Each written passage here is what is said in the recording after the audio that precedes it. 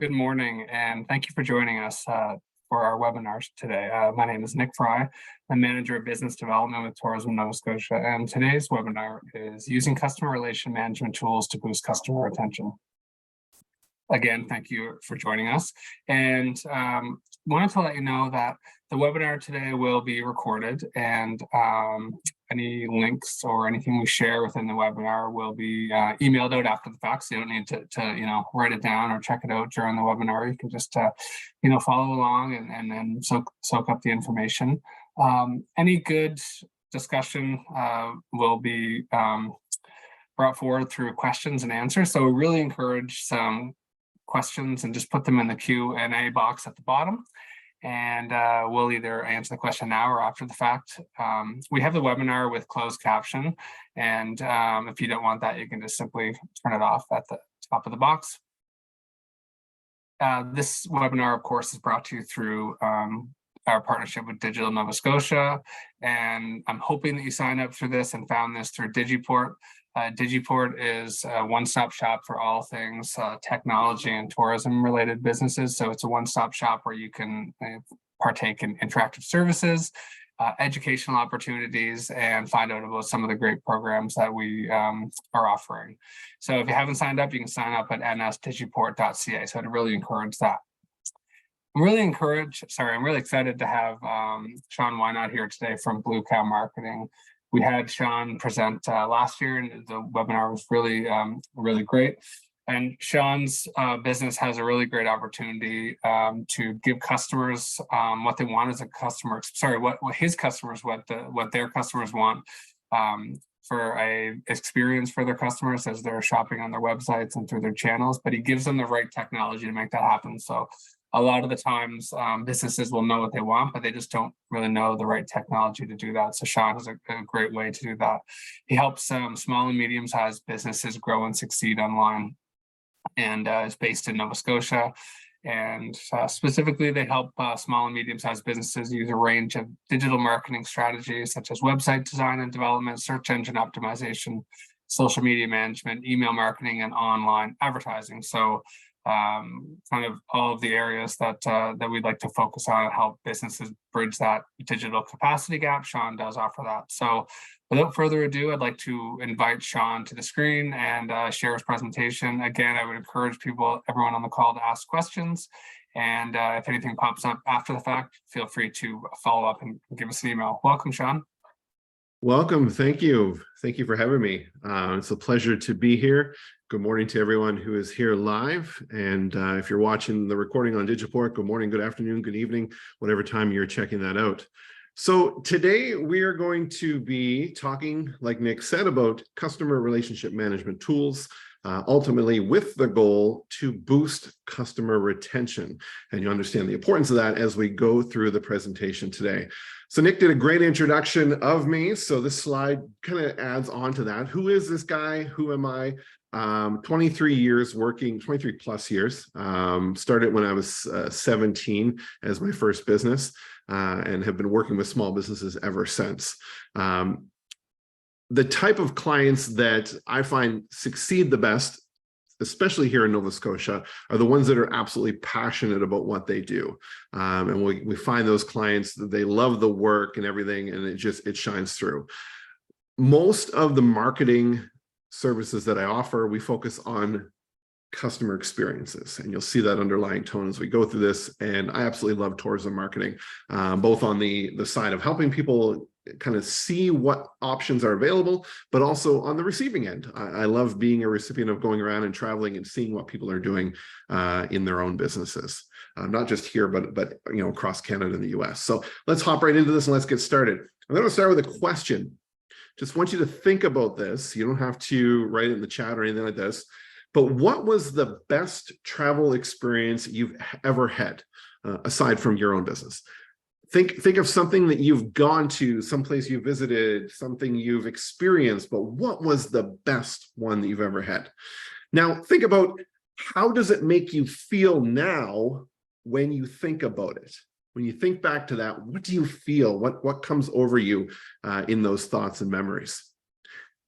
Would you do it again if you had the chance? Or are you planning to do it again? And lastly, why? What is it about that that makes you want to do it again? What was it about that experience? What happened? What did they do? What was unique about it that would make you want to go back? And if you want to, if you've experienced that, that is the result of customer retention. That business did a great job of doing something that evoked that emotion and that feeling in you to make you want to come back.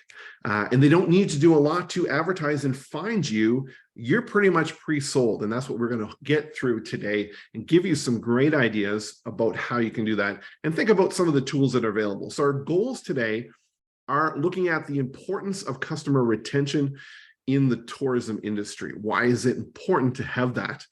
We're going to look at understanding customer relationship tools that are out there. And there's a lot, and we're not going to cover all of them, but we're going to cover the couple that I have the most experience with and have had success with. We're going to be looking at identifying customer retention opportunities, some of which you may already be doing, and probably some of which that you haven't thought of that you will start to do. And then how do you implement CRM tools to enhance this customer experience?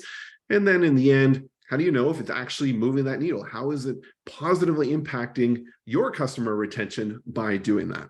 So that all sounds great. Let's hop right into this. Okay, so the importance of customer retention in the tourism industry. Why is this important? Well, it's cost effective.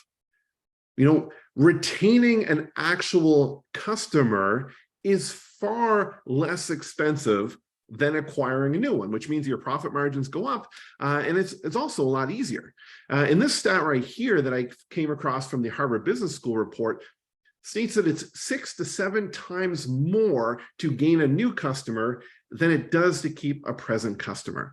Now, you're a smart person. You've been in business for a while. I'm sure you know this. It's just because you don't have to do a lot of advertising to them. They already know who you are. They know what the experience is like. So it's ultimately important to have consistent systems so that when they do come back, it's as great, if not greater, and it's not a less experience for them, because that would hurt your retention. Repeat business, right? That is what retention is in business. It's repeat business. It also has a secondary benefit where it's referrals. So, if they come to your tourism business, whether it's experience or food and beverage, whatever it is, and they have a great experience, they come back, they may bring other people with them, or they may refer you. So that repeat business is also amazing for you, because on that same report, a 5% increase in customer retention can result to a 25 to 95% increase in your company's profitability. I mean, who wants that much profitability increase? I mean, I would. That's crazy. But that's only a 5% increase in customer retention. So as a business, we tend to always think about, where are we going to find the next new customer? Right? Who is that next person that's coming through that we can give them that first experience? And we tend to not focus too much on the ones that have already been through the door. And there's a question that I used to ask clients years ago when I started, I'm like, well, what do you want to do? And they say, well, I want to find new customers. I want to grow my business. And I want to advertise and bring new people in. And I'll ask them, well, what are you doing with the ones you already have? And you see this blank stare, and they never thought of that. Like, oh yeah, they just assume that they're their customers, and they haven't done anything to really foster that relationship. So that's what we're going to get through. The importance is also a competitive advantage. The industry is a multitude of choices. That there's so much that you could possibly do. And you may be in an industry or a specific area of the tourism industry that has a lot of complexity or, competition. So having a competitive advantage by focusing on that customer retention allows you to, not just focus on that demographic based marketing alone, which is like, okay, we service, families with children under 10 or something like that, right? You can now go above and beyond and really bring people back because of something that you were tuned into when they were there. Ways that you can do personalized marketing methods. email marketing. And there's a question that was submitted that we'll talk about in a few slides here about email marketing. An email list, your list, is something that you own. If you focus a lot on social media, building your Facebook, your Instagram, your LinkedIn, whatever platforms you're on, you don't own that list. That platform can change. There could be a huge data breach and people lose trust in that platform, and it has happened, and suddenly half your list is gone. But you need to be capturing emails. You need to be able to personalize those emails to your customers so that not only the information that you're getting from them from their past experiences can be spoken back to them, they'll completely understand, right? So, let's say as an example, when somebody books online or fills out, an online form, maybe there's like 5 different things about your business, 5 experiences that are there. And you ask them on that form, which one of these 5 things are you most, or your family most excited about? Well, as a marketing side, maybe you've got like 5 welcome cards that are there for them in their room, if you are in the accommodation business, that have different images on the cover of them. Well, if they submitted that when they booked it with you, you could put that specific one in the room. They already told you what they're looking forward to. So when they come in, they see it, you're listening, you're providing that great experience.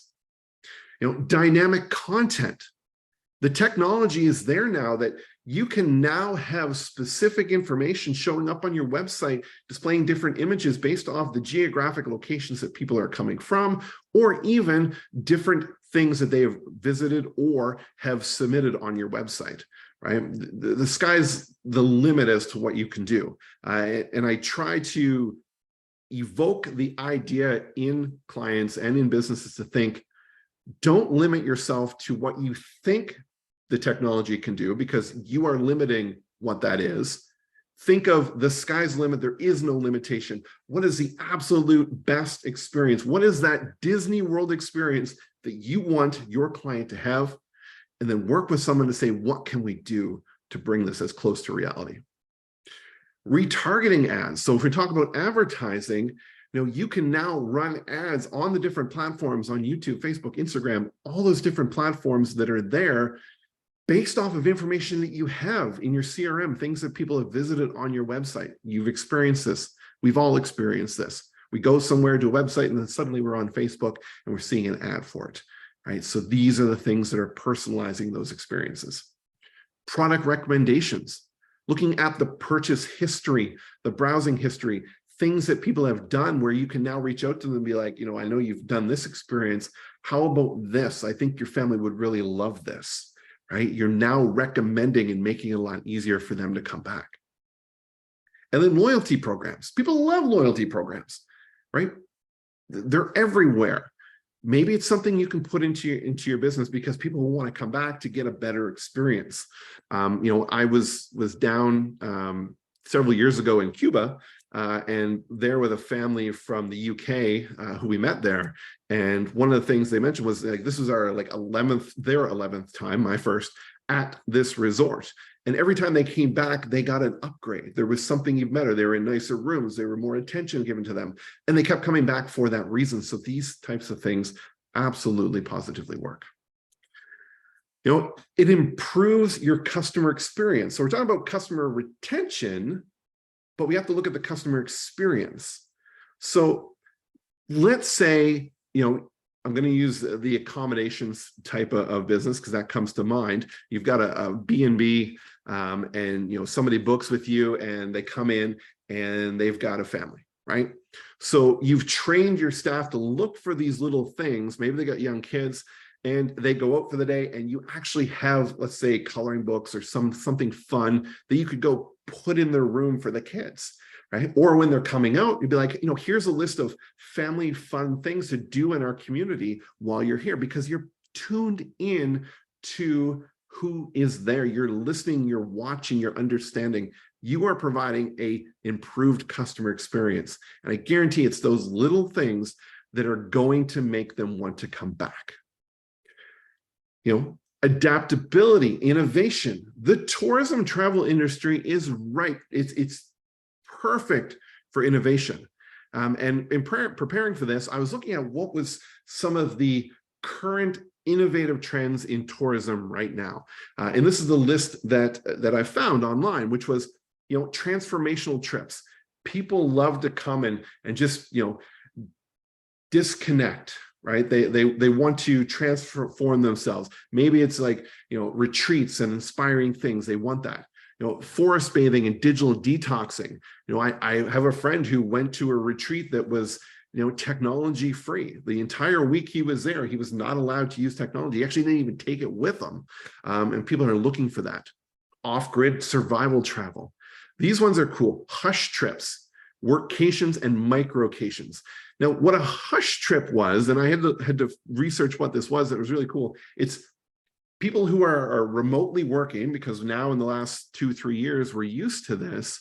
They're taking these small little trips to work without their employees knowing, right? And they could just be a single night, and it's just a way to get out of their home location and maybe go to a hotel or go to an experience or retreat, and they're just going there to work and just change of scenery. And they're calling it hush trips. Workations, they know about that, and microcations. Traveling for bleisure. This is where you go somewhere on a trip and you extend the end of the trip for leisure, right? Business leisure, bleisure, that's where it comes from. So the reason I'm telling you this is you can start to use some of this terminology in your marketing now, because it's becoming more mainstream. And that's what the different generations, the younger generations, are looking for. Set jetting. We're in Nova Scotia. What set jetting is, instead of jet setting, it's people are taking trips to just experience and see the scenery, the locations where TV shows and movies were shot. And we have a ton of them around here. So just like, Hollywood, you have the Hollywood tours. If you're in an area where some, movies and shows were shot, maybe just come up with a list and provide it to your guests when they're there and be like, hey, here's some locations and this is the shows it's in. Just those little things that are going to move that needle for you. Sustainable tourism, electric travel, and budget-friendly travel are other key things that people are looking for. So let's talk about the CRM, right? The customer relationship management tool. What is the purpose of this? Well, ultimately, it's centralized customer data. This is where, information about, who they are, their purchase history, what they bought, all that kind of stuff is stored in there. What I challenge people to do is think of some of the key things you could ultimately add to that, and then train your team to be aware of it. So, for example, let's say you have a guest that's coming to, you're doing a tour, maybe you're walking through, and they mention something. Maybe they have an aunt or uncle that wants to visit, or they have kids that are graduating next year or whatever. Any of the little things that are there, you can have a field in your CRM to put these little details. So the next time they come back, or you're doing a follow-up, you can reference those notes to personalize that follow-up so that you're actually listening. I had somebody say to me, well, that's inauthentic to actually rely on a software to do that. Well, I mean, if you had a brain that could remember all this, great, you don't need this, but we don't. So the fact that you are being consistent at doing that is going to be received quite well. It's going to improve that customer experience, so that when they come back to your website to book, and your website has an account on it, so they can log in, they don't have to put in their address and payment details again. They can book the next one pretty easy. We just got back from traveling, drove all the way down to New York and back, and booked all through hotels.com at all the different locations. I have a hotels.com account, so I go on there. I just basically pick the location that I want. I have to put in my CVV number, but everything else is saved, and it's a really easy experience, good customer experience. So from hotels.com experience, that helped me. So think about that in your businesses. How do you improve that customer experience?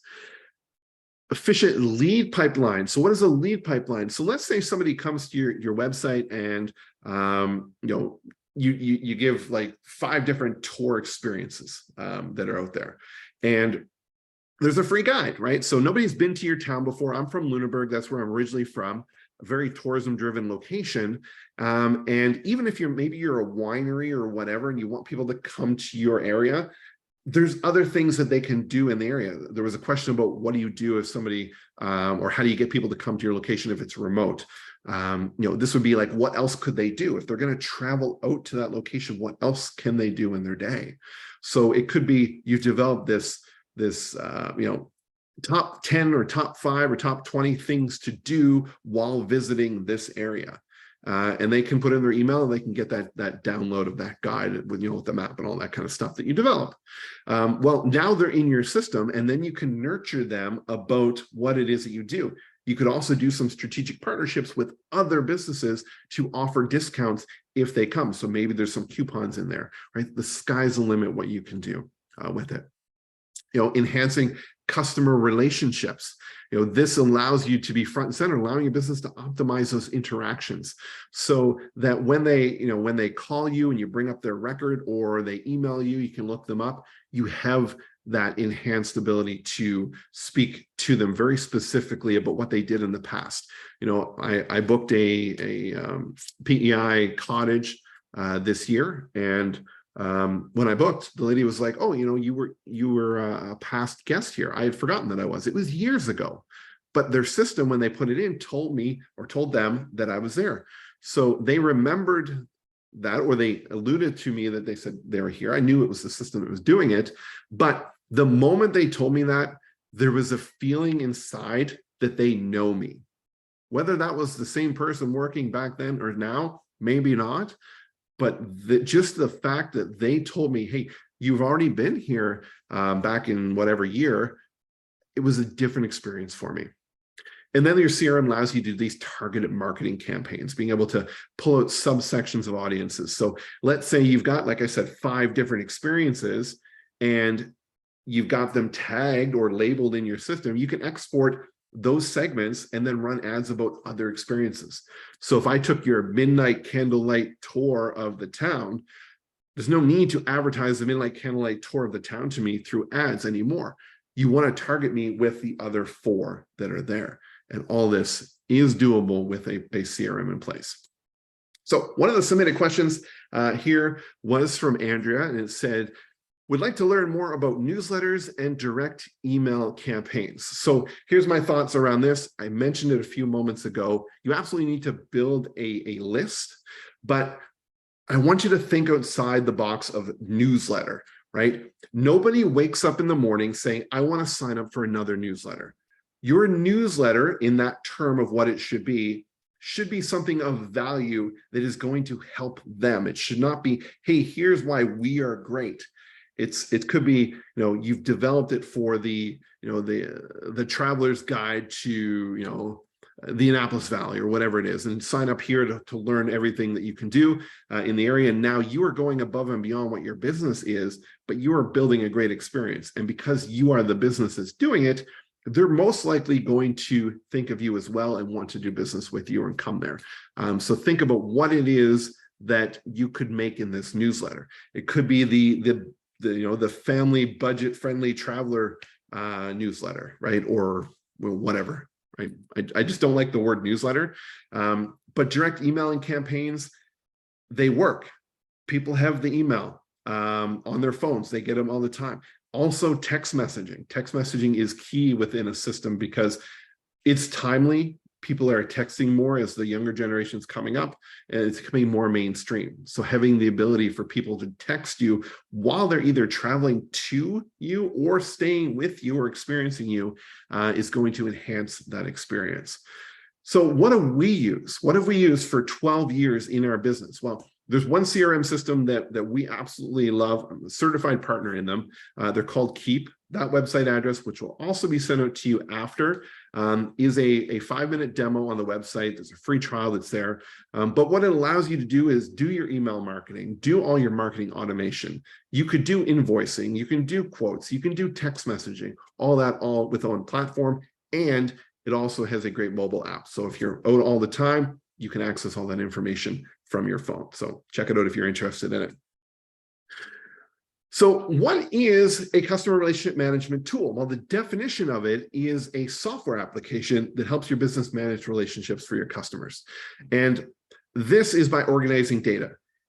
there are many, many different CRM tools, and I have a slide coming up that talks about this and shows you and represents this.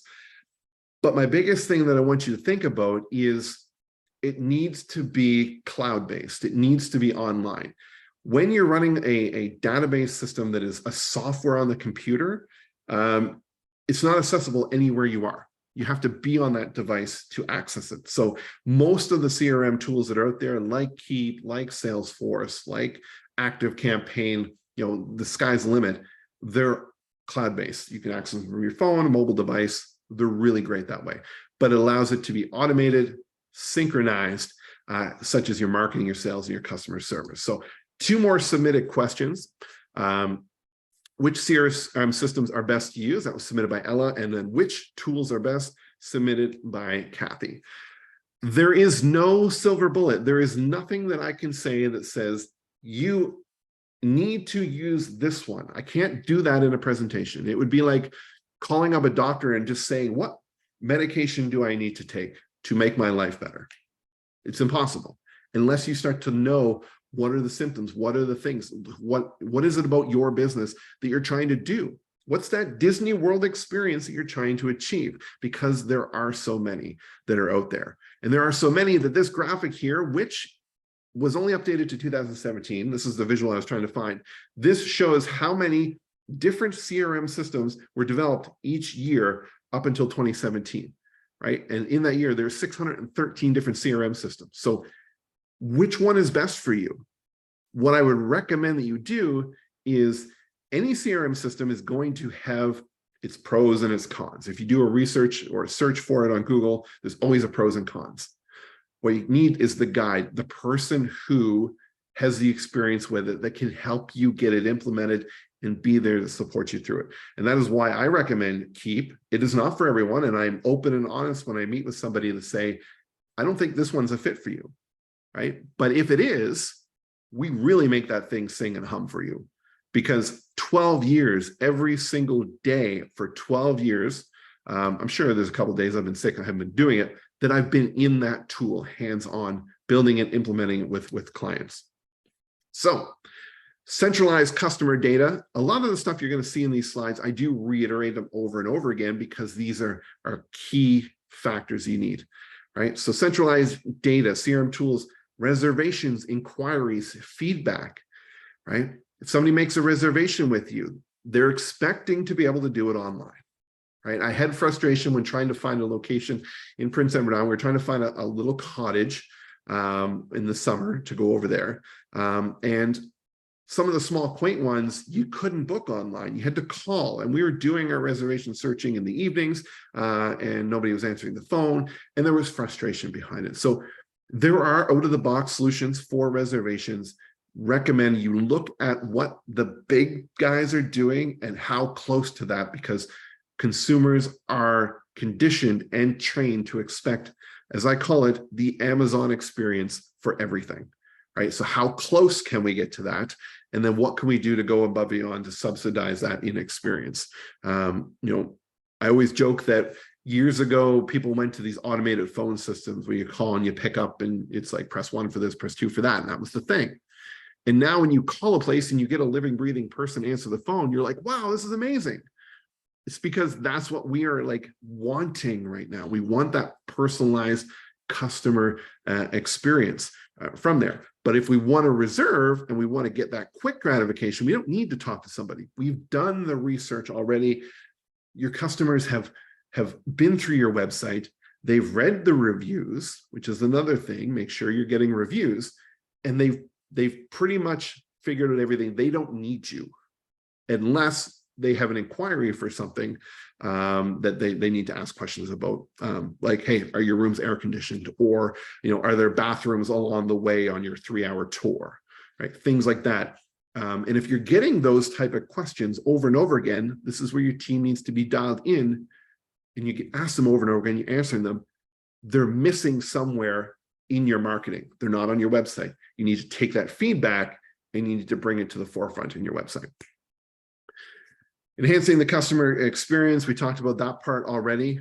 Targeted marketing. So if you're not doing digital ads on Facebook, on Google, or on Instagram, wherever, you're missing an opportunity, and I strongly believe that. But in the minimalist sense, if you're going to start, get a tracking pixel. Facebook has a tracking pixel, which is just a bit of code that can get put on your website. Your web person can do that for you. And even if you're not ready to run ads now, you need to get that on very quickly, so it starts to build an audience and that pixel learns who's been to your site. Because then when it comes time to run those ads, you can say, hey, create an audience of people who have been to my website in the last 6 months. And now we have an audience of X amount of people that we can start to target ads to. And once that's in place, it's just an ever-going cycle that's there. So retargeting ads are the first one that I think any tourism business should at least get in place from there. And then you can start to do more targeted ones where you're reaching out to an audience that hasn't heard about you. The key features of your CRM: cloud database, all online, accessible everywhere, traveling at home, especially if you're a business owner and you want to check in on things. You want to be able to see how the bookings are going, what kind of inquiries are there. You want to be able to access that, or even support your team if they have an issue. You want to be able to access it while you're away, because ultimately you want to be able to have a life, right? You don't want to be handcuffed to your business. Mobile communication. You see the picture there, the girl on their phone? Everybody's on their phone, right? Everyone has a mobile phone. They never go anywhere without it. Being able to communicate with your customers, right? So, let's say they are running a few minutes late for your experience that is booked for 10 o'clock, right? And they're going to be 5-10 minutes late, right? Have the ability that they can text you, whether it's just coming to, the tour operator that you have, right? You've built this into the system. Maybe you got 5 employees. They each have their own company phone with a number. When it's booked, that person's information is sent to that customer who booked. It says, hey, if you have any questions or you're running late, here's the number to directly communicate with your tour operator, who is Jimmy, who is Sally, whoever, right? Mobile communication, it's critical for that, because there are a lot of times where we had questions and you want to speak to somebody and you can't exactly do that because you weren't given that information, and it turned into a bad experience.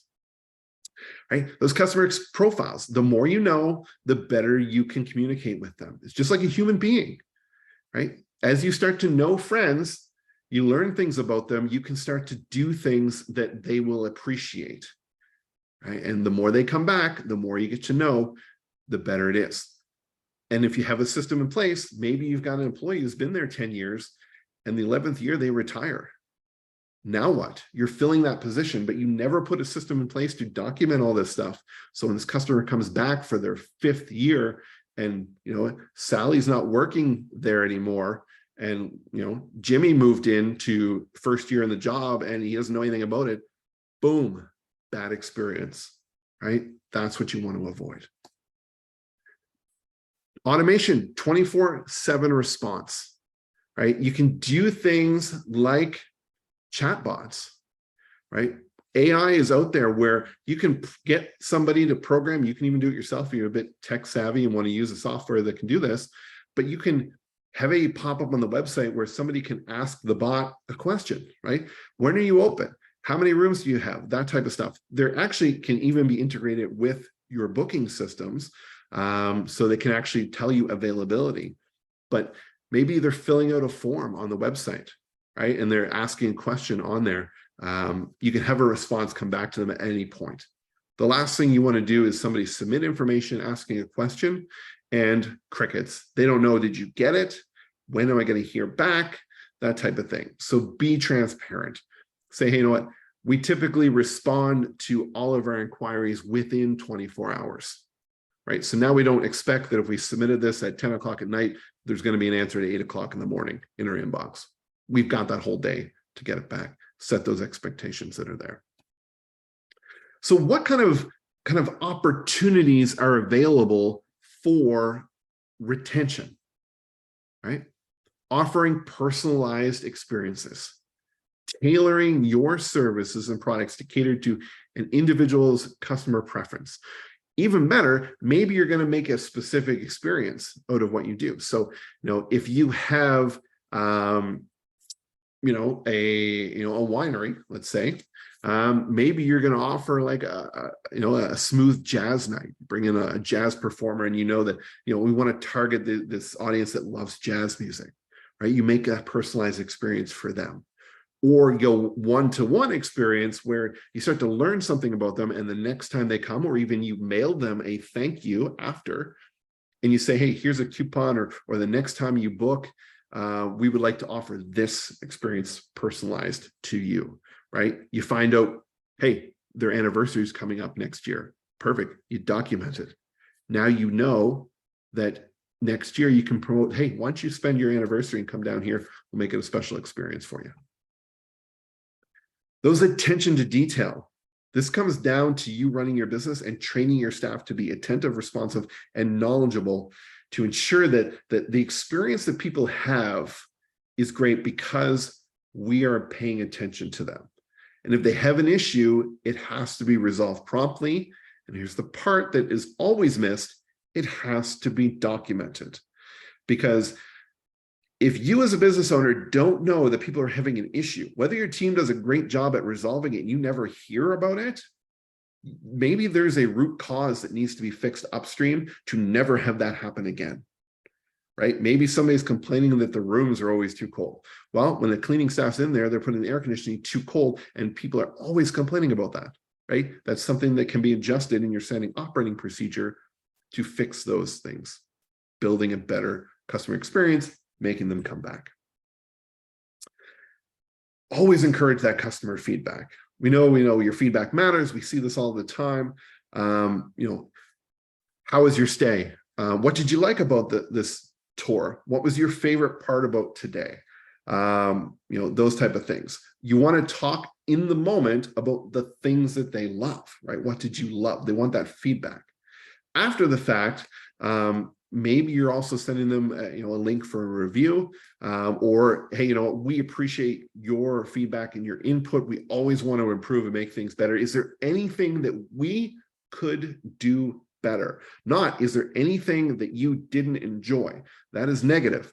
Is there something that we could do better to improve that experience for you? Always go for the positive view on everything that you word. Engage customers through social media, email marketing, right? They're not always going to just be corresponding by email. Social media, if you've got a Facebook account, Instagram account, they can message you on those platforms. And that's what you're going to want to be able to do is have your business set that if you're there, you need to be monitoring those, and you need to be communicating openly back and forth with them, sending them promotions, sending them updates, talking about certain things that are new coming to the business, right? This is going to be key because that's where they're at. Seamless booking experience. I mentioned it a few minutes before, right? Making it very easy, user-friendly for them. And even if you don't have an online booking system and you have a phone number to call for reservations, make sure that people can answer that phone. Have a call service, right? That is 24/7. Somebody's answering the phone. They're not just getting a voicemail, right? Now, how do you implement these tools, right? So we want to personalize the customer interactions and the communications. We want to get these in place. So when communicating with our customers, we want to make sure that information is readily available to our team so that they can see it right away. So if it's a CRM system, make sure that it is bookmarked as the opening browser whenever they open up Google Chrome, so they don't have to forget that they have to go there and look them up. It's a standard operating procedure for them.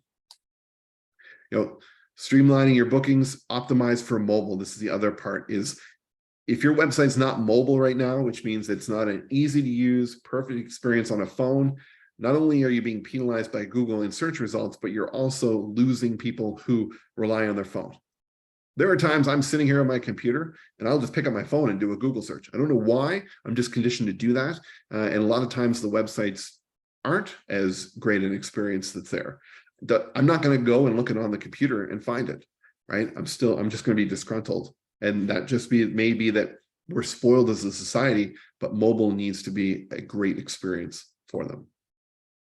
Automated booking systems, use those. I mentioned that briefly.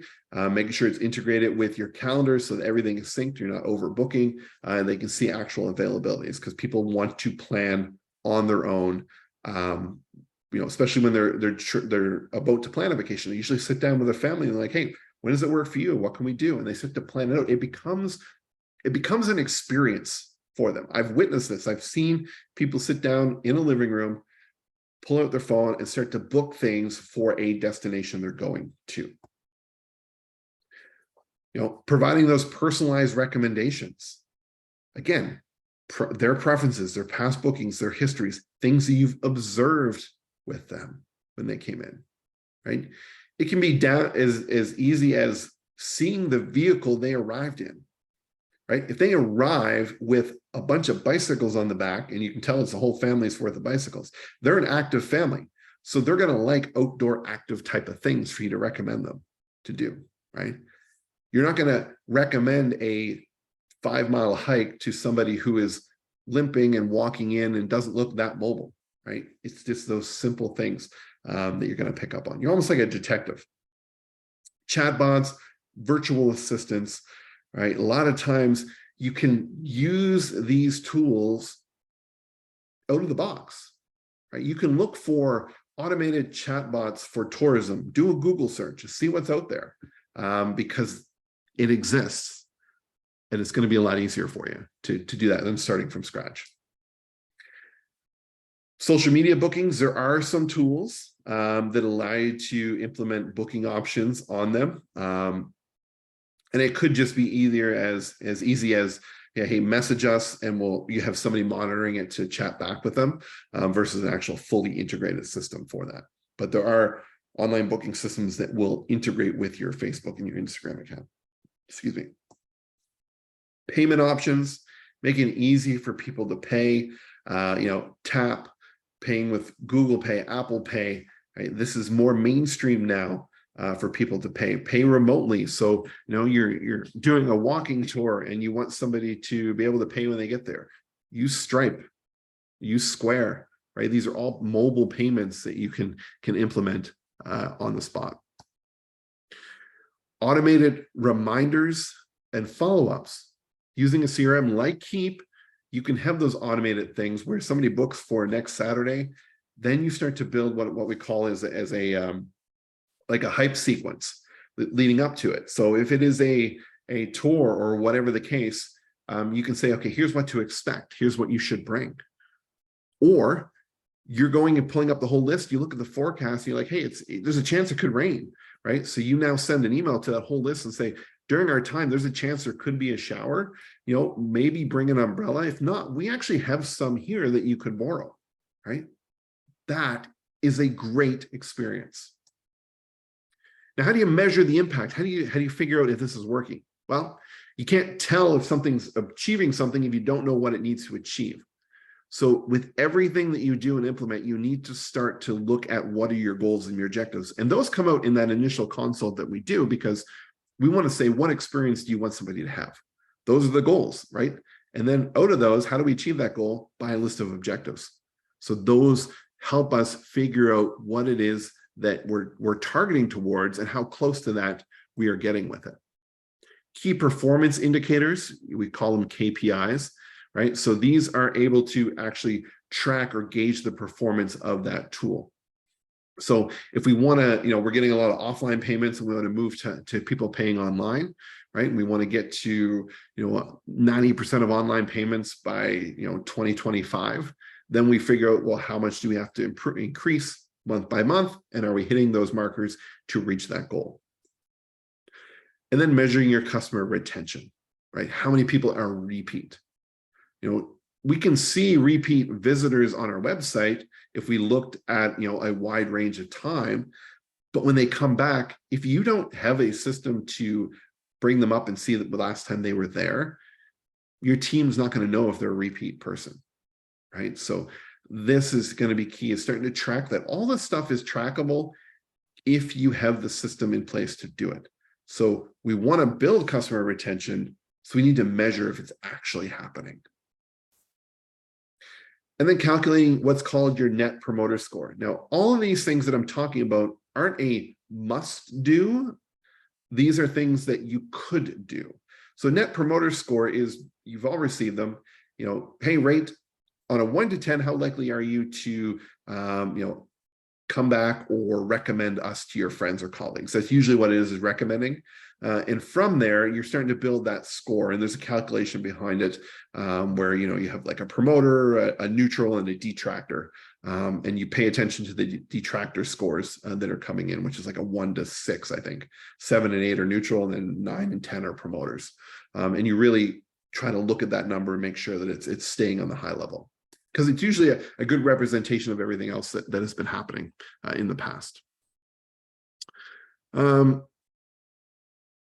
Analyze your sales data, right? This is just regular business stuff that's in there, because like you saw in those opening slides, if your retention is increasing, your sales and your profit and your revenue should be increasing, because you're more so your profit, because your expenses are decreasing from the marketing side.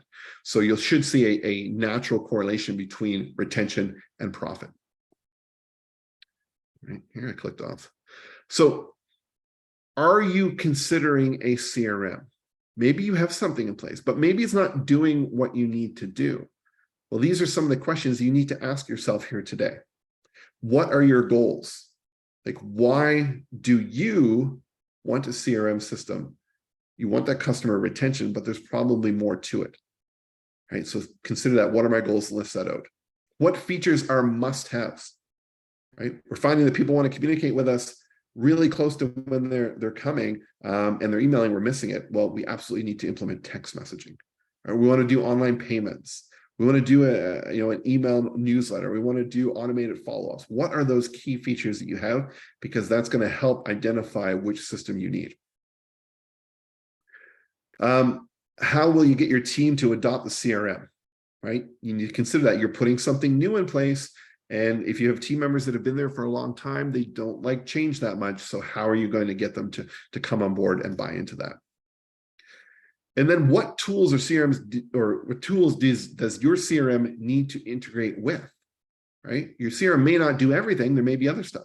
Maybe your bookkeeping is QuickBooks Online. So if you're taking online invoices, that needs to integrate over to that, right? Maybe you are doing a different booking system, and you need, when they book with that system, you need the customer data to move over to your CRM and be properly tagged and labeled in there so the follow-ups can happen, right? What other systems do you already have that you need to implement with? What metrics are you going to track in your CRM? Like, what's going to identify the success of it? And will you outgrow the CRM at any point? Do you have plans to scale, to grow? Are you opening a second location? Can you integrate a CRM that actually has multiple location capabilities, right? If that's the case, you need to consider that down the road. All right, so as we get near the end of this, there were a couple other submitted questions that came in when you booked. So how to attract tourists when located in a non-traditional tourist destination. That was submitted by Courtney. I think they have a brewery, I believe, from memory. So by non-traditional tourism destination, I can only read into that it's probably like not a tourism town or anything like that. It might be remote. So thinking about what might somebody do on the way there or the way after there, and think about that, make it a full experience. So they're not like, well, I don't really want to come all the way out just for that. It's a long trip. So give it an experience for them to make it easy. That would be my answer to that one. What's your top marketing tip for small business? Don't take on everything at once and focus on the customer experience. Look at all the things you would want somebody to feel. That first question about what do you want them to feel when they come and do business with you and be there? And then what would evoke that feeling? How could you give them that? And then start to build a list, and then start to work on one thing at a time there. We tend to overcomplicate things. The idea of taking on a CRM is a big one, and we don't want you to get overwhelmed. It's very easy to do that, but we want to have small wins at a time, and slowly get your feet wet and move forward. So your top marketing tip is customer first, focus on them, and then how can you implement those things for that. And the last one, how will we sustain tourism? I love this question. It's this is only my opinion. I think we need to be creative, be innovative. The worst thing that I hate when people say is, I've always done it this way. This is the way I'm going to keep doing it. People are just going to have to deal with it. You're basically just digging a hole that way, right? The success in tourism is evolution and change. You can still do your core thing. You just need to either pitch it differently, add on things, partner with other people to make a different experience. And if you actually focus on getting back to real, deep-rooted customer experience of what people are lacking, you will be able to sustain and grow. So last slide in here before there are any questions, and the mic's open up to ask me those questions.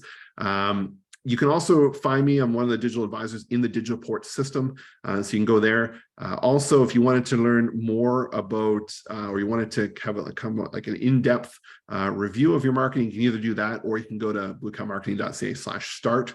Or if you want to just, hey, chat with me, have virtual coffee, coffeewithsean.com is where you can book 20 minutes and I can answer any questions you have. All this is free for you.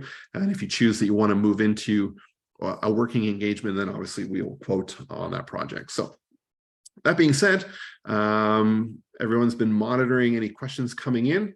If there's anything, then you can hit me with those right now. First question, what type of coffee are you drinking at the Coffee with Sean? I don't know. This is going to be like one of those questions where it's like Ford or Dodge kind of thing, right? Like I'm going to offend the other half. Yeah, totally. It depends on the day. I can either be like, I'll be like a Tim Hortons or a McDonald's, or I don't know. I even like hotel coffee, which is weird. That's I like crazy talk. I know, right? But yeah, usually I'll go to McDonald's because the lineup is fast. And this is experience in Colebrook. McDonald's used to be, hard to get in and out of. They built a new one. It's easier to get into. And it's an experience for me because I want to be fast in and out.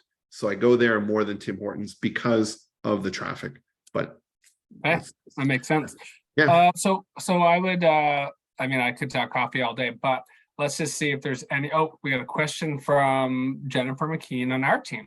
So Jennifer said, I understand email newsletter signups and the legislation around that. What are the legal aspects of communicating with customers? Is it okay to communicate out to them with marketing materials, or should each customer be specifically asked for permission to be contacted with future offers and marketing messages? Okay, so with that, with the CAN spam laws and everything, if you're doing any kind of broadcast marketing or email marketing, you need to give them the option on the bottom to click to unsubscribe. So the way that you can limit the amount of unsubscribes and spam complaints is by delivering on the promise of what they opted into. So if they come to your website and they're signing up for, a weekly, what to do in this town, we'll use that as an example, and then you start to send them other stuff, you've broken that promise. So they're going to be like, hey, this is not what I signed up for, and they're going to opt out and mark it as spam. So they need to be able to opt out on their own. And engagement is going to help you get deliverability. So, a lot of times you'll have people that'll build a list and then they won't email them for months, right? And then suddenly you get an email and they're like, well, who is this person? They don't even open it. And then the email service providers say like, well, we're not going to deliver your emails, as high rate as normal because you have an unengaged list. So the only way to keep people engaged is make it a utility for them. They need to see it come in the inbox and be like, oh yeah, this is good. Like, I want to check this out. Okay, so and I do appreciate that as a consumer myself, that I can just, if I get annoyed with an email subscription, I'll just, I can unsubscribe and I'm done with it. And then if I want to resubscribe later, it's my choice. And I guess, some of that question, the way I read it from Jennifer, would be like, the legal implications. And have you ever actually seen it get to that level, or is it mostly people just use the opportunity to unsubscribe? Do you know what I mean? Like, is it actually? Yeah. So yeah, when that CAN spam law came out, I don't know what you have 4 or 5 years ago, people were freaked out about it. And basically it was, people can complain or file a complaint, and you could essentially get fined or sued with it. I've never heard of it ever happening or anything like that. So the legal implications are that you need to prove that they have given you consent to communicate with them. So within those, you can one-to-one communicate with that person up to a year after they have done a transaction with you about that transaction, right? So if they visited your place and you sent them a single email, 11 months later about like, hey, looking to see if you'd like to come back, that's okay, right? They never asked for that, but it's within the guidelines of it. But if you then take your export of your QuickBooks and throw it into an email marketing system and start to put them on a list, you don't have implied consent that they signed up for that, right? And that's where the legal side is. If you file a complaint against me, the court's just going to be like, prove to me that Nick has given you his email address and said, I am signing up or subscribing to this. And if I can't, then it's against me, right? Okay. That makes sense. So, and a lot of times there's a single and a double opt-in. So most of these systems, you've done this before, you put in an email, you get an email back that says, click here to confirm. That is a double opt-in, right? That prevents people from just going and like typing their friends' emails into, these newsletters because they're disgruntled and they want them to get spam, right? Or funny. I'm just kidding. Do not prank your friends. But I do like the idea of the double opt-in because it does have that added layer of, I guess, security from both sides. All right, well, is there any additional questions? That was really, really informative. And I thought a lot of the anecdotes and a lot of the areas you spoke about were really good examples. Even the set, whatever it was about, just kind of showing, everyone's interested in film and TV, but if you're in Lunenburg, here's 10 sites where these different shows were filmed, and it takes nothing but their time, and like anything that takes a little time at first, but then it's just available to them, and there's if you do it the right way, you can really tap into people's interests, and with not much cost. There's no cost to doing that. Yeah, I mean, I think any business that can think outside the box. I mean, if you got a coffee shop in a place and you're trying to be unique, having this list of here's some things within walking distance, you can take your coffee and just walk and enjoy this, right? And here's the history behind this. It takes a little time in the beginning to get it, but it's a different experience. Definitely. Okay, well, if there's no other questions, I will. First of all, I would say Sean shared a lot of relevant tips and information, and he's available for one-on-ones.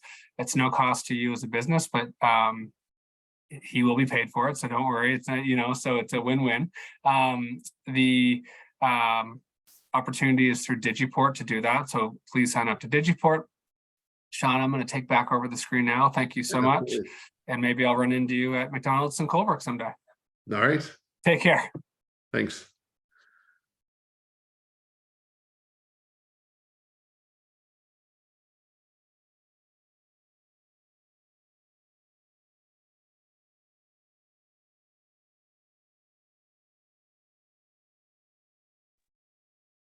All right. So to wrap up here, we do have actually our spring tune-up series. So this would be the first in our spring tune-up series, and wow, it was valuable. So I hope everyone was paying attention there.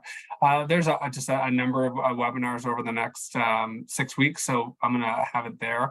If you'd like to look at the screen, I think that it's important to note that we won't be having any webinars in July and August. That tends to be the busy season, so we don't want to have to put that stress on people. So, but next week's we have providing a seamless user experience through your website. So that's by Joel Arbuckle with Arbuckle Media. This webinar and all previous ones are available on our website, tourismns.ca/webinars, and as well as Digiport. So I really encourage you to check those out. Just want to let you know there are a lot of opportunities within Tourism Nova Scotia, a lot of programs that are available. And one of them would be the Radiate program. So this would be an opportunity to develop and market up to 2 fall or winter tourism packages that appeal to local markets. By doing so, you'll receive tourism market research insights, coaching and tools, a customized Nova Scotia landing page to increase digital awareness of the packages, and digital marketing campaigns. So if you're interested, check it out. It does close Thursday, May 18th, so it's next Thursday. Look into it. If you have any questions, all the contact info will be there. There's also the export travel trade program. So this would be a great opportunity to receive one-on-one coaching through our travel trade team around working to develop partnerships with tour operators and travel agents so you can attract more national and international customers. Great program. It's open till September 30th or until the spaces are filled. So if you have any interest in that, check it out on our website, tourismns.ca/export-travel trade. But if you just log into Tourism NS and go to programs, they're all there. And stay connected with us. You know, when we have those conversations, receive those emails, it brings your business top of mind, and we just love to hear from you. If you have any ideas for upcoming webinars, please send them our way. So our email address to get a hold of us is tnsbusiness@novascotia.ca. Our corporate website is tourismns.ca, so that's where all of our programs would be located. Our call to action and our consumer-facing website is novascotia.com. That's where we want your business to be bright and front and center. Tourism news and resources, where we talk about things like this webinar, future programs, they're all available on our website, and that's tourismns.ca/news-resources. And that's a great example of something that you need to opt into so that we can send you out information. You can find us on Twitter, Tourism NS, and our LinkedIn account is Tourism Nova Scotia. Thank you so much for joining us, and have a wonderful day.